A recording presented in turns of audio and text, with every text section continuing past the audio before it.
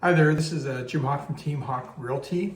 I want to take a look at what's been happening in the real estate market in the Southern Georgian Bay area, which includes Midland, Penetang, Tiny, Tay, Oro, Springwater, Aurelia, and Ramera. And I want to compare 2025's numbers with 2024, and I'm comparing the month of August for both of these years. So if we look at August of 2025, we had 148 sales in our area compared to 228 that we seen last year. So that's almost a 35% drop in the number of sales. Last year we had $171 million in sales volume compared to 114 million in sales volume this year. So a real substantial drop in the number of sales and the sales volume.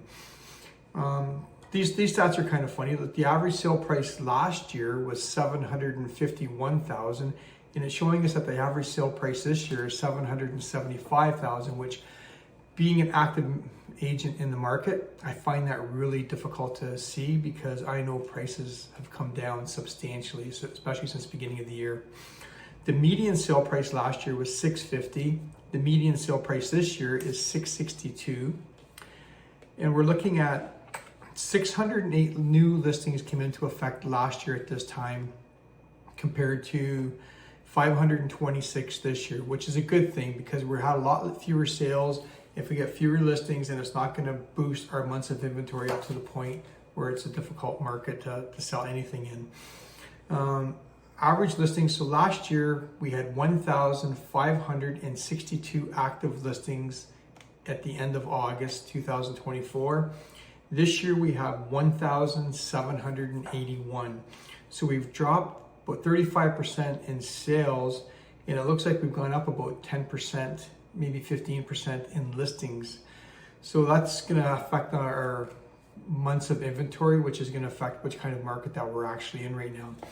So last year we were at 7.1 months of inventory, which put us in a buyer's market, just in the kind of in the middle of a buyer's market, not a strong buyer's market. This year, we're currently sitting with 9.84 months of inventory, which puts us in a strong buyer's market. And I know that's difficult for some people to see, but as we're seeing, the trend for this year are more listings, fewer sales. Our month of inventory is going to go up. As our months of inventory go up, you're going to start to see the sale prices coming down. There's always somebody out there that needs to sell tomorrow, and that person's going to be willing to accept an offer lower than everybody else on the street.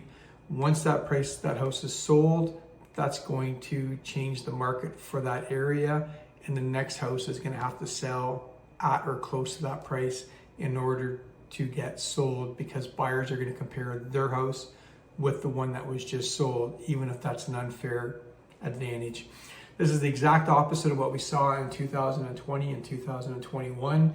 It was a seller's market. Sellers had complete control. We're getting crazy numbers for their houses, numbers that they couldn't even believe themselves.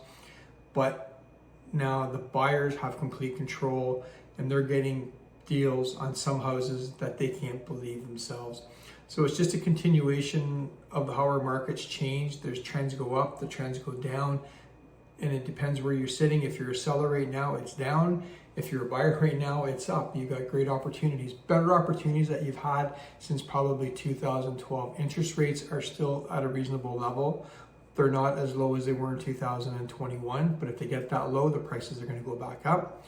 Just a trend that always happens. This is an absolutely amazing time to be buying real estate. As an investor, as a first-time buyer, and believe it or not, this is actually a great time to be purchasing a property for more money than what your existing property is.